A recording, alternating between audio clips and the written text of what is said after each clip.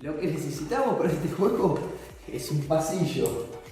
Y nosotros armamos los tejos con tapitas de envase.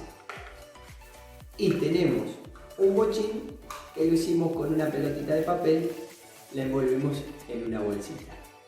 Bueno, ya colocamos el bochín y ahora vamos a tirar una vez cada uno y el que se acerca más va a ser el que gane la partida.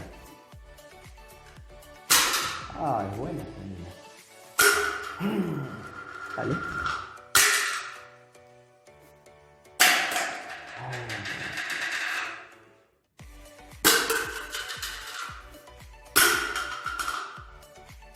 Bueno, acá el tejo que quedó más cerca es el de Carola, así que 1-0 para ella.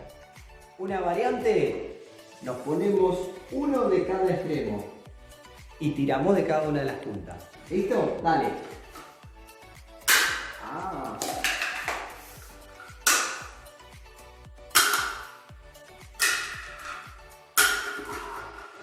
Me volvió a ganar. Que se diviertan y lo pasen bien.